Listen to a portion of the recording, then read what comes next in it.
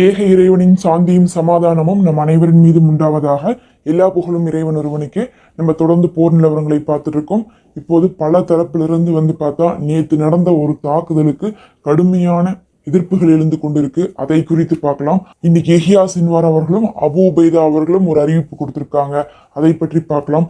மறுபக்கம் ஈரான்ல இருந்து ஹமாஸுக்கு ஒரு கடிதம் எழுதியிருக்காங்க. அதுல அவங்க என்ன சொல்லியிருக்காங்கன்னு பார்க்கலாம்.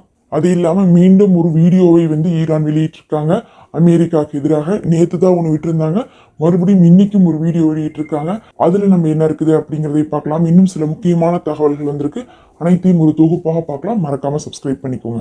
முதல் விஷயமே காசாவுடைய நிலவரம் எப்படி இருக்குன்னு பார்க்கலாம். நம்ம நேற்றைய தினமே மாலை நேரத்துல ஒரு வீடியோ போட்டிருந்தோம். 100க்கும் மேற்பட்டவங்க ஒரே தாக்குதல்ல இறந்திருக்காங்க. அதுவும் காலை ஃபஜர் நேரத்துல இந்த தாக்குதல் நடந்துருந்துச்சுன்னு சொல்லிட்டு, இதனால இப்ப என்ன ஒரு மாற்றம் வந்திருக்குது அப்படிங்கிறதை பார்க்கணும். ஏன்னா 100 பேத்துக்கு மேல ஒரே நேரத்துல தாக்கப்பட்டிருக்காங்க. சமாதான பேச்சுவார்த்தை போயிட்டு இருக்குதுங்கிறாங்க.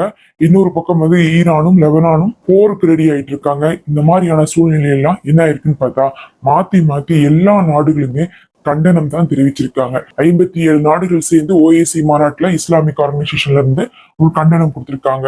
அதே மாதிரி என்ன பண்ணிருக்காங்கன்னா, ஜோர்டான் தனியா என்ன பண்ணிருக்காங்கன்னா வன்மையாக கண்டிச்சிருக்காங்க. எப்படி இஸ்ரேல் இப்படி ஒரு தாக்குதலை பண்ணலாம், இது ரொம்ப அநியாயமான தாக்குதலுங்கிறாங்க. யார் சொல்றாங்கன்னு பார்த்தா ஜோர்டான் சொல்றாங்க. ஆனா ஜோர்டான் இதனால அப்படியே அவங்களுடைய நிலைமையை மாத்தி திருப்பி பாலஸ்தீனத்துக்காக ஆதரவு கொடுப்பாங்களா? ஈரான என்ன சொல்லிட்டாங்கன்னா, எங்களுடைய வான்பரப்பை நீங்க பயன்படுத்தக்கூடாதுன்னு சொல்லியிருந்தாங்களே, இனி பயன்படுத்த விடுவாங்களா? இஸ்ரேலுக்கு இதுக்கு பதிலடி கொடுக்கறதுக்கு ஏதாவது சம்மதிப்பாங்கன்னா அதுல எந்த ஒரு மாற்றமும் வராது. சும்மா தாக்குதல் நடக்கும் போது எல்லாரும் நாங்க வன்மையாக கண்டிக்கிறோம்னு சொல்லி சொல்ற மாதிரி இவங்களும் சொல்லியிருக்காங்க. ஐரோப்பிய ஒன்றியத்திலிருந்தும் சொல்லியிருக்காங்க. அவங்க இதுக்கு மேல பொறுக்க முடியாது. எத்தனை தடவை தான் இந்த நெத்தனியாவுக்கு சொல்றது, திரும்ப திரும்ப இதே காரியத்தையே இஸ்ரேல் பண்ணிட்டு இருக்காங்க அப்படின்லாம் கொந்தளிச்சு வச்சிருக்காங்க. ஆனா கொந்தளிச்சாலும் ஒரு பிரயோஜனமும் இல்லை. எல்லாருமே அவங்க இந்த சமயத்துல என்ன பண்றாங்க, ஒரு அட்டண்டன்ஸை போட்டுட்டு போறாங்களோ தவிர, ஈரான் தரப்புல சொல்லியிருக்காங்க, இஸ்புல்லா தரப்புல சொல்லியிருக்காங்க, எல்லா நாடுகளுமே சொல்லியிருக்காங்க. ஒருத்தவங்க விடாம. இதுல அமெரிக்கா தான் எல்லா குண்டையும் கொடுத்து போட்டு, தாக்குதலுக்கு பர்மிஷனையும் கொடுத்து போட்டு, கடைசியா என்ன சொல்லிட்டு இருக்காங்க, எப்படி இப்படி இஸ்ரேல் செஞ்சாங்க, இது ரொம்ப அநியாயமாச்சுங்கிற மாதிரி அவங்களும் ஒரு கண்டனத்தை கொடுத்திருக்காங்க. அதுக்கு இஸ்ரேல் என்ன பதில் கொடுத்திருக்காங்கன்னு பார்க்கும்போது, அந்த இடத்துல ஹமாஸுடைய தலைமையகம் இருந்துச்சு, அதனாலதான் நாங்க கொன்னோம். அங்க இத்தனை பேர் இப்ப ஹமாஸை சேர்ந்தவங்க இறந்திருக்காங்கன்ட்டு அவங்க ஒரு பட்டியலை கொடுக்குறாங்க. ஆனா பார்த்தா ஒரு இறந்தவங்களுடைய உடலை கூட ஹமாஸை சேர்ந்தவங்கன்னு சொல்லிட்டு அவங்க சொல்ல முடியாது. அங்க இருக்கக்கூடிய பாலஸ்தீன அத்தாரிட்டி ஆகட்டும், ஹமாஸ் அமைப்பாகட்டும், அவங்க சொல்றாங்க அங்க தலைமையகமும் இல்ல, ஹமாஸை சேர்ந்தவங்களும் இல்ல, எல்லாருமே தொழுக போனவங்கள காலை நேரத்துல கொண்டிருக்காங்க. அதுவும் ஒரு பள்ளிக்கூடமா இருந்திருக்குது. நூத்துக்கணக்கான பேர் இடம் மாறி தஞ்சமடைந்திருக்காங்க. அங்க இருக்கக்கூடிய சடலங்கள்லாம் எந்த அளவுக்கு மீட்கப்பட்டிருக்குன்னு பார்க்கும்போது, யார் இதுன்னே தெரியாத அளவுக்கு கை தனியா, கால் தனியா, உடல் இருக்கக்கூடிய ஒவ்வொரு உறுப்புகளும் தனியா இருக்குது. அவங்க சொல்றாங்க தனித்தனியா எடுத்துட்டு போற மாதிரி ஒரு கோணி பையில போட்டு எடுத்துட்டு போறாங்க. பாத்திரத்துல அழுற மாதிரி எல்லாம் உடம்புகள் செதறி கிடக்குது. அந்த அளவுக்கு ரொம்ப மோசமான ஒரு தாக்குதல் தான். இத்தனை நாள் நடந்த தாக்குதல்ல ஒரு 2-3 தாக்குதல் ரொம்ப குறிப்பிட்டு சொல்லக்கூடிய விதமாக இருக்கும். அதுல பார்த்தா இதுவும் ஒன்றாக இருக்கு. இதற்கு கண்டிப்பாக ஹமாஸுடைய தலைவராக இருக்கக்கூடிய கலீல் அல் ஹையா சொல்லியிருக்காங்க, நாங்க பழி தீர்ப்போம், பழி தீர்க்காம விட மாட்டோம். ஆனா இதுக்காகலாம் நாங்க போரை விட்டு பின்வாங்குவோம் நீங்க நினைக்காதீங்க. நாங்க இந்த போராட்டத்தை செஞ்சு கொண்டுதான் இருப்போம். நாங்க தொடர்ந்து எங்களுடைய நாடு சுதந்திரம் அடையிற வரையும் போராடி கொண்டுதான் இருப்போம். நீங்க பின்வாங்க வேண்டாம்னு சொல்லி மக்கள்கிட்டையும் சொல்றாங்க. எல்லாத்துக்கும் மேல இன்னொரு விஷயத்தையும் சொல்றாங்க, இப்பவாது அரபு நாடுகள்லாம் ஒன்றிணைங்க, எல்லாரும் நீங்க ஆதரவு கொடுத்தாதான் பாலஸ்தீன விஷயத்துல நம்ம வெற்றி பெற முடியும் அப்படின்னு சொல்லிட்டு கூப்பிடுறாங்க கலீல் அல் ஹையா. ஆனா பார்த்தா இதெல்லாம் எந்த ஒரு சத்தமும் வரப்போறது இல்ல. அவங்க பாட்டு என்ன பண்ணிட்டு இருக்காங்க, இஸ்ரேல் கூட எப்படி தொடர்பை நெருக்கமாக்கிக்கலாம்னு யோசிச்சுட்டு இருக்காங்க. அங்க பாத்தீங்கன்னா பாலஸ்தீனத்துக்கு பக்கத்துல இஸ்ரேலுங்கிற ஒரு நாட்டை விட்டுட்டா சுத்தி இருக்கக்கூடிய அனைத்துமே பார்த்தா அரபு நாடுகள், முஸ்லீம் நாடுகளாக இருக்கு. ஆனா இருந்தும் கூட இவர்களுக்கான ஆதரவை கொடுக்கறதுக்கு துப்பில்லாம தான் அவங்க இருந்துட்டு இருக்காங்க. 300 நாளைக்கு மேல அழைத்து கொண்டே இருக்காங்க, வாங்க எல்லாரும் ஒன்றிணையலாம், அவர்களுக்கு சரியான பதிலடியை கொடுக்கலாங்கிறாங்க. ஆனா இவர்கள யாரும் ஒன்றிணைற மாதிரியே தெரியல. இதே சமயத்துல இன்னும் 2 முக்கியமானவர்கள் என்ன பண்ணிருக்காங்கன்னா ஒரு அறிவிப்பு கொடுத்திருக்காங்க. முதல்ல யஹ்யா சின்வார் அவர்கள், அவர்கள் தான் இப்போது யாராக தேர்ந்தெடுக்கப்பட்டாங்கன்னா அரசியல் தலைவராக தேர்ந்தெடுக்கப்பட்டாங்க. அதுக்கப்புறம் பார்த்தா அவங்க வெளியே வராம தான் இருந்தாங்க. ரொம்ப நாளாகவே அவர்கள் பங்கருக்குள்ளதான் இருக்காங்க. இந்த சமயத்துல அவங்க என்ன பண்ணிருக்காங்க, நேற்றைய தினத்துல வந்து அவர்கள் வெளியே வந்து அங்க இருக்கக்கூடிய இளைஞர்கள்ட்ட எல்லாம் பேசியிருக்காங்க அப்படிங்கக்கூடிய செய்தியை வந்து பேசிட்டு போனதுக்கு அப்புறம் தான் இஸ்ரேல் ராணுவத்துக்கு தெரியுது. அப்படி பேசும்போது அவங்க சொல்றாங்க, என்ன நடந்தாலும் சரி நாம வந்து நம்மளுடைய உரிமையை விட்டு தரக்கூடாது. கடைசி மூச்சு இருக்கிறவரையும், கடைசி சொட்டு ரத்தம் இருக்கிறவரையும் இந்த நாட்டுக்காக நம்ம போராடணும்னு சொல்லி இளைஞர்களுக்கெல்லாம் சொல்லிட்டு யஹ்யா சின்வார் அவர்கள் மறுபடியும் பங்கருக்குள்ள போயிருக்காங்க. அடுத்தது இன்னொருத்தவங்க வந்து பார்க்கும்போது அபு உபைதா அவர்கள். அபு உபைதா அவர்கள் வந்து ஆரம்பத்துல நிறைய அறிவிப்பு கொடுத்துட்டு இருந்தாங்க. ஆனா இப்ப வந்து பார்த்தா அல் கசாம் படையில இருந்து அதிகமான அறிவிப்புகள் இப்ப அபு உபைதா அவர்கள்ட்ட இருந்து வர்றதில்ல. தொடர்ந்து வீடியோ ரிலீஸ் ஆயிட்டு இருக்கிறது வச்சே தெரியுது எந்தெந்த தாக்குதல் எங்கெங்க நடக்குதுன்னு சொல்லிட்டு. இன்னைக்கு வந்து அவர் என்ன சொல்லியிருக்காருன்னு பார்க்கும்போது, நாங்க தொடர்ந்து வந்து இத்தனை பேர்த்த வந்து கொன்னுட்டு இருக்கோம். இஸ்ரேல் ராணுவத்துல நாங்க ராணுவ ரீதியாக ஜெயிச்சிட்டு இருக்கோம். நிறைய பேர்த்த படுகாயமடைய வச்சிருக்கோம், நூத்துக்கணக்கான பேர்த்த. அது இல்லாம வந்து அவர்களுடைய D9 புல்டோசரு, அதுக்கப்புறம் மெர்கோவா டேங்க் ட்ரூப்ஸ் வாங்கணும்னு சொல்லிட்டு நிறைய நாங்க தொடர்ந்து தாக்கி கொண்டுதான் இருக்கிறோம். எங்களுடைய இலக்கை நோக்கி நாங்க பயணிப்போம். ராணுவ ரீதியான வெற்றியை நாங்க அடைவதற்கான எல்லா விஷயத்தையும் நாங்க செய்துட்டு இருப்போம். எங்களுடைய ஆயுதத்தை கீழே வைக்க மாட்டோம். எங்களுடைய முயற்சியை நாங்க கைவிட மாட்டோம். இஸ்ரேலை ஒரு நாடாக நாங்க அங்கீகரிக்க மாட்டோம்னு சொல்லி அவரும் இன்னைக்கு சொல்லியிருக்காரு. அது இல்லாம ஐநாட்டையும் ஒரு கோரிக்கை வைக்கிறாங்க.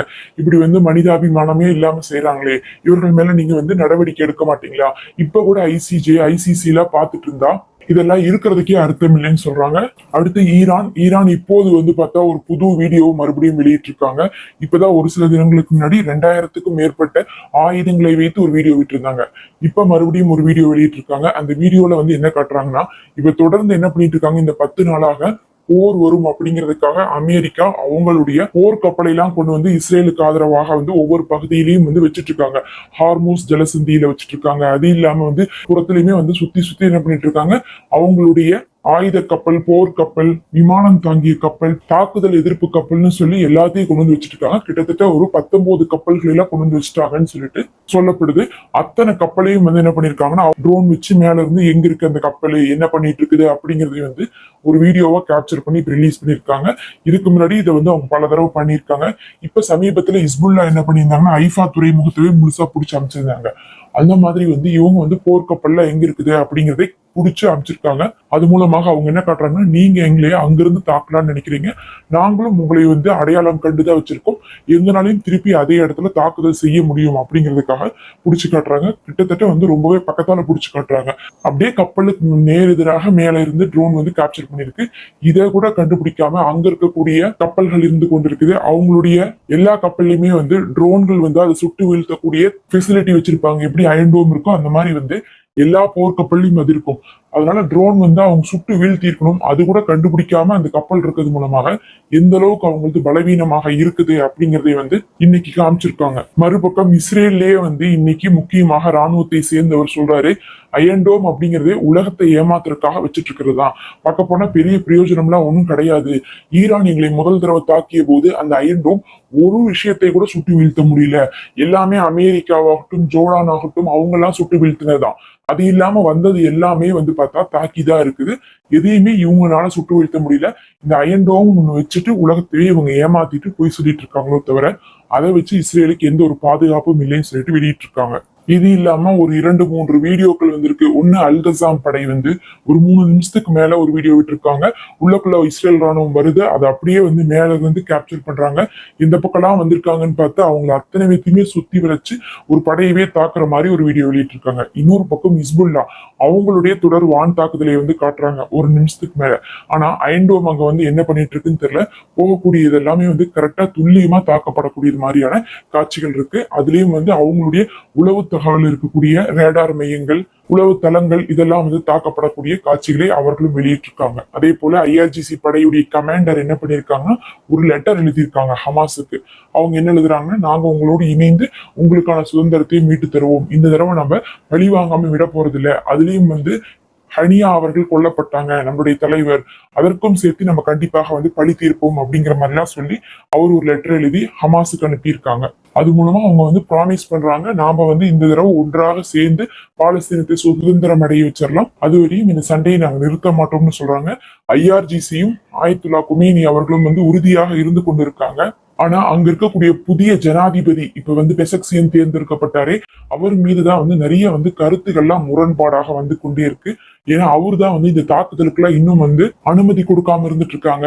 அங்க இருக்கக்கூடிய சுப்ரீம் லீடர் ஓகேன்னு சொல்லிட்டாலும் சரி, ஐஆர்ஜிசியும் வந்து அதுக்கு வந்து முனைப்பாக இருந்தாலும் சரி, ஜனாதிபதியுடைய பர்மிஷன் அவசியமாக இருந்து கொண்டிருக்கு. அவர் என்ன பண்ண போறாரு அப்படிங்கிறது வந்து ஒரு பெரும் கேள்வியாகவே இருந்து கொண்டிருக்கு. வெளிப்படையாக வந்து நாங்க சப்போர்ட் பண்றோம் தான் சொல்றாங்க. இருந்தாலும் ரைசி அவர்கள் உடனுக்குடனே வந்து தாக்குதல் செய்தார்கள்.